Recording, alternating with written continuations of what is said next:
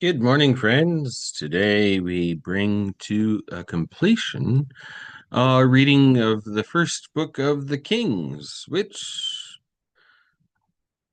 really is of the kings and the prophets alike, both. And we are being reminded of that here. We're also being reminded by the big picture here, as I've said at every one of these. Remember, First Kings and Second Kings originally were just kings. One book, one ancient original book, which has been divided into two. This is the story of kings and prophets, and we are in the section here that reminds us of this and of the fact that prophets and kings rubbed the wrong way with each other, and there's good reason for that. Before I zoom in too far, remember that in these two books, there is the account of 20 kings in the northern kingdom of Israel and 20 kings in the southern kingdom of Judah.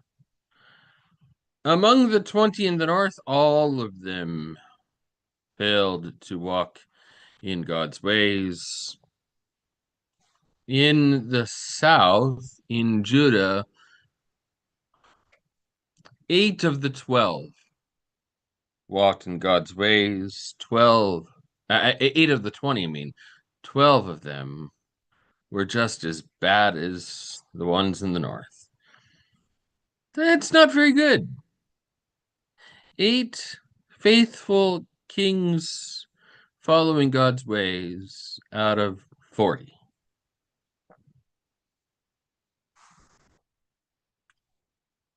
Unless you're a baseball player. Yeah, even 8 out of 40, 4 out of 20. No, even as a baseball player, that's not very good. Baseball player, if you're hitting 200. Hmm. Not very good.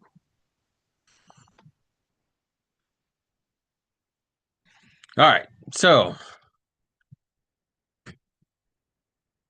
we are resuming this morning in chapter 21. We'll be resuming at verse 27. There are 22 chapters. We're about ready to enter into chapter 22.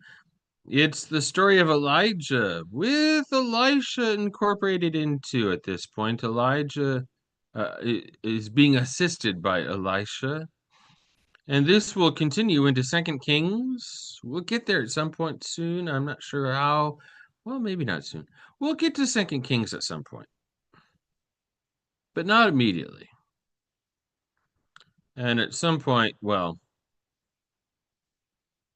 chapter 3 of Second Kings, Elisha steps up and is the main prophet.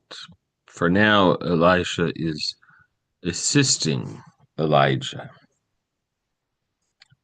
So let's read, friends. No timer because there's not really a need. I already know we're going to finish it off. I already know we're close enough.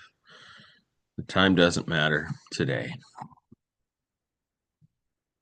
Good morning, Francis. Let's read, friends. From the left-hand column, the text of the Jewish Bible, specifically the complete Jewish Bible, and in the right hand, the text is found in a Christian Bible, specifically the New Revised Standard Version, updated edition. Verse 27, that's where we're picking up here.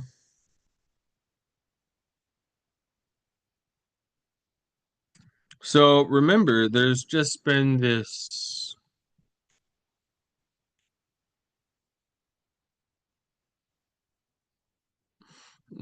moment where Eliyahu, has called out Ahab, for not for missing the opportunity to pass judgment, exact judgment on an enemy of God's people.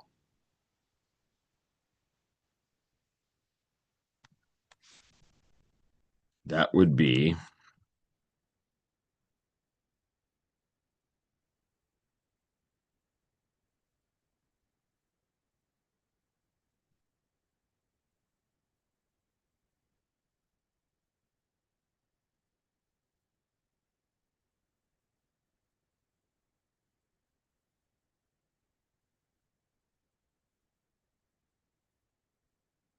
oh, uh, actually, there's not only that, but remember, we're also in the aftermath of um, Ahab taking what was not lawfully his, the vineyard of Naboth. So yeah, so there's a couple things here that are culminating in this judgment that Elijah has spoken to the king, and now the king responds, and it's interesting both that there comes this point where Ahab responds in a way that could make one forget just how evil he has been in the past.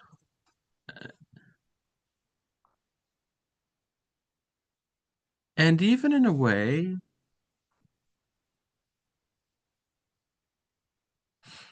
that stirs divine mercy.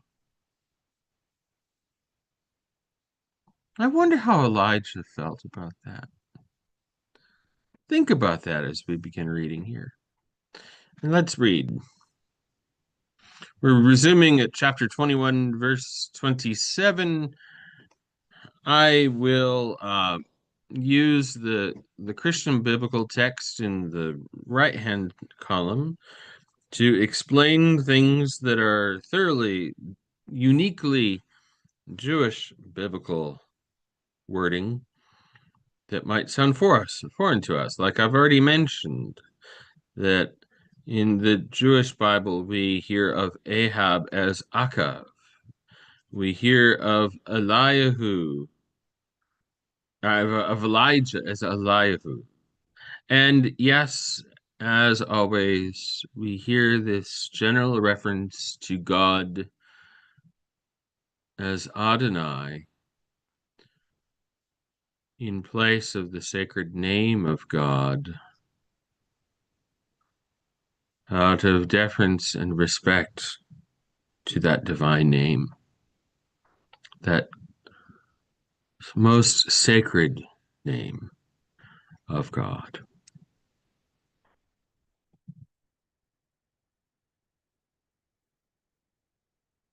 So let's read. Akav, on hearing these words, tore his clothes, put sackcloth on himself, and fasted. He slept in the sackcloth and went about dejectedly. Then the word of Adonai came to Elihu from Tishbe. Do you see how Akav has humbled himself before me? Since he has humbled himself before me, I will not bring this evil during his lifetime. But during his son's lifetime, I will bring evil on his house. Divine mercy. For 3 years there was no war between Aram and Israel. Then in the 3rd year, Jehoshaphat, the king of Yehuda, came down to the king of Israel. Jehoshaphat of Judah. The king of Israel said to his servants, "Are you aware that Ramoth Gilead belongs to us?" Ramoth Gilead. "We're doing nothing to recover it from the king of Aram." He said to Jehoshaphat, "Will you go with me to attack Ramoth Gilead?" Jehoshaphat answered the king of Israel, "I'm with you all the way. Think of my troops and horses as yours." But Jehoshaphat said to the king of Israel, "First we should seek the word of Adonai." So the king of Israel assembled the prophets, about 400 men. "Should we attack Ramoth Gilead?" he asked them, "or should I hold off?" They said, "Attack. Adonai will hand it over to the king." But Jehoshaphat said, "Besides these, isn't there a prophet of Adonai here that we can consult?" The king of Israel said to Jehoshaphat, "Yes, there is still one man through whom we can consult Adonai, Micaiah, Micaiah, the son of Imlah. But I hate him because he doesn't prophesy good things for me, but bad." Jehoshaphat replied, "The king shouldn't say such a thing."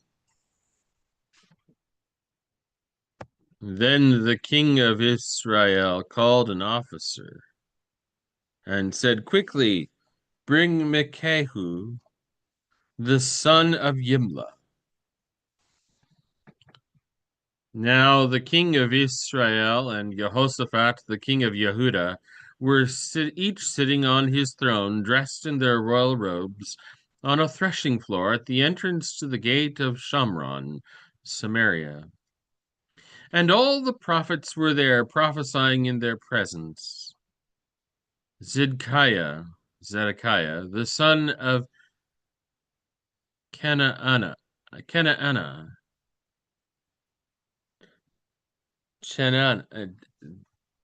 Chenaanah, had made himself some horns out of iron and said, "This is what Adonai says.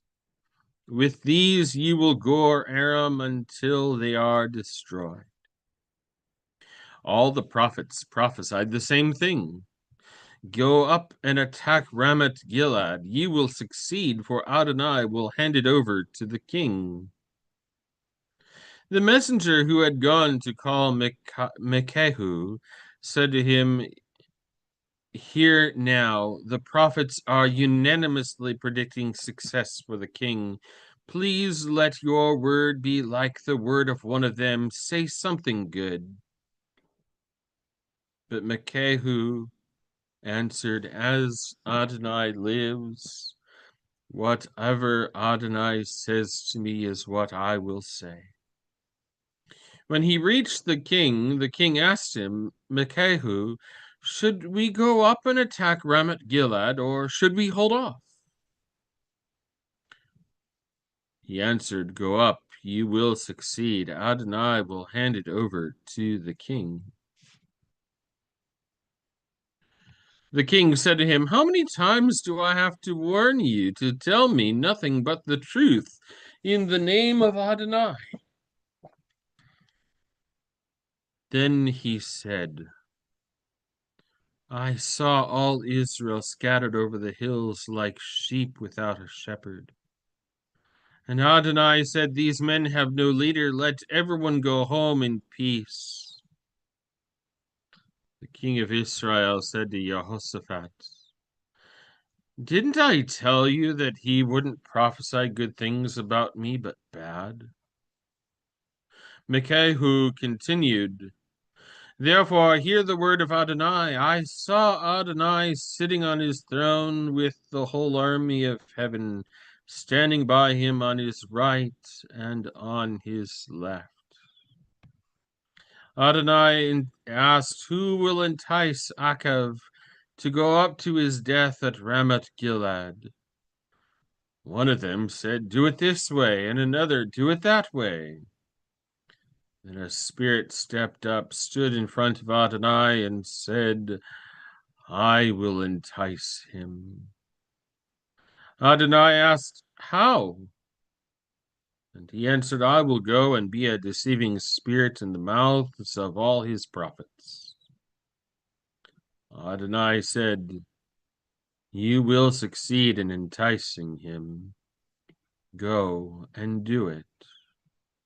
So now Adonai has put a deceiving spirit in the mouths of all these prophets of yours.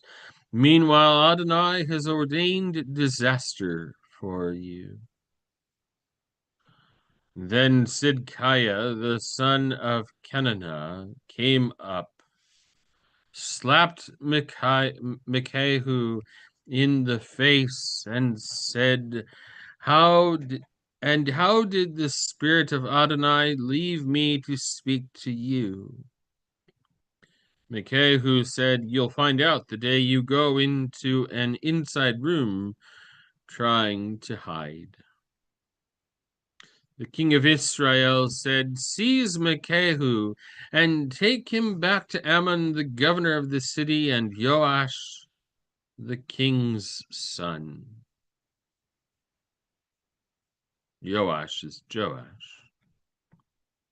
Say, the king says to put this man in prison and feed him only bread and water, and not much of that, until I return in peace.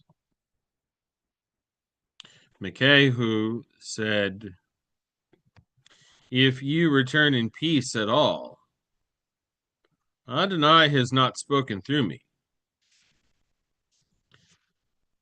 Then he added, Did you hear me, you peoples, all of you? So the king of Israel and Jehoshaphat, the king of Yehuda, went up to Ramoth Gilead.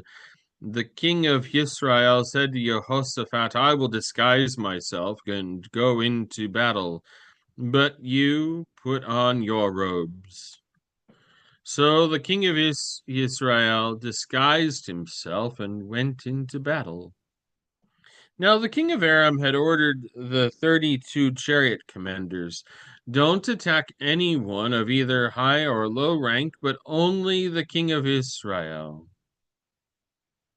So when the chariot commanders saw Jehoshaphat, they said, This must be the king of Israel, and turned to attack him.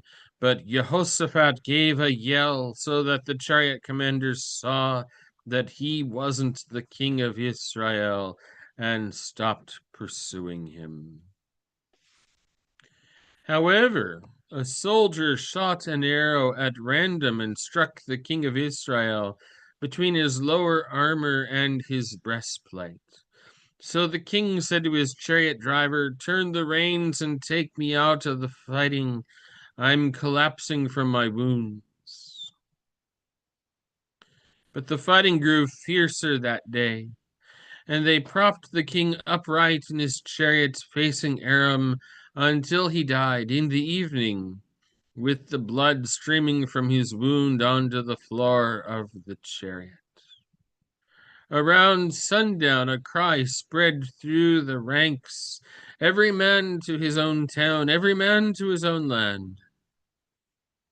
So the king died and was brought to Shamron, and they buried the king in Shamron.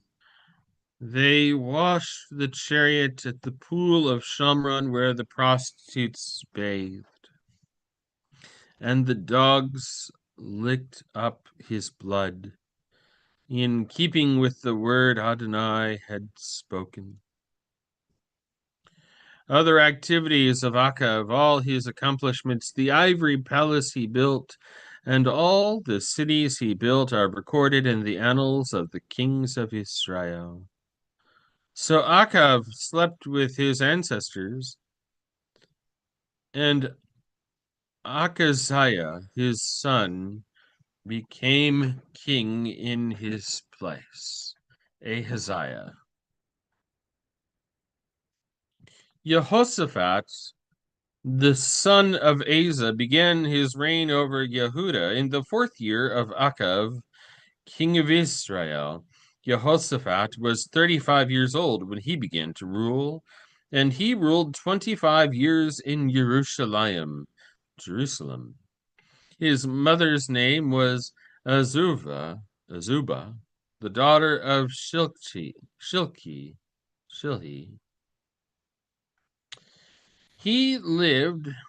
Oh no, we're going to be coming into a portion here where the numbering of the verses doesn't agree. Verse 43. You'll see in where I'm reading, like verse 44 in the Jewish biblical text is actually still part of verse 43 in the Christian biblical text. Interesting. Verse 43, he lived in the manner of Asa his father, and did not turn away from it, doing what was right from Adonai's perspective, although the high places were not taken away. The people still sacrificed and presented offerings on the high places. Jehoshaphat made peace with the king of Israel. Other activities of Jehoshaphat, all his power that he demonstrated and how he made war, are recorded in the annals of the kings of Yehuda. He rid the land of the male and female cult prostitutes remaining from the time of his father Asa. There had previously been no king in Edom, but now a deputy was made king. Jehoshaphat built some large Tarshish ships to go to Ophir for gold, but they didn't make the voyage because they were wrecked at Ezion-Geber.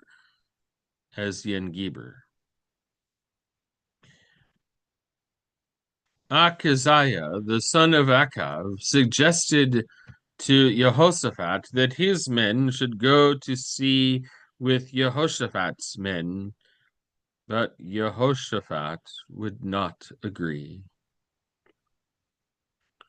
So Jehoshaphat slept with his ancestors and was buried with his ancestors in the city of David, his ancestor, and Jehoram,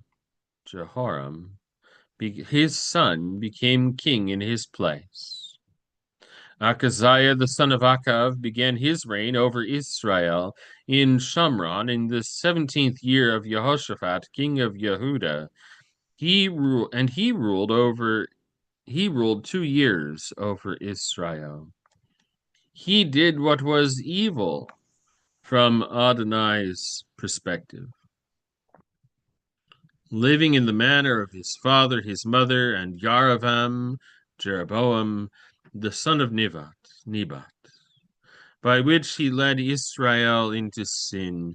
He also served Baal and worshipped him, and he made Adonai, the God of Israel, angry, in keeping with everything his father had done. And with that, friends, we have come to the end of First Kings.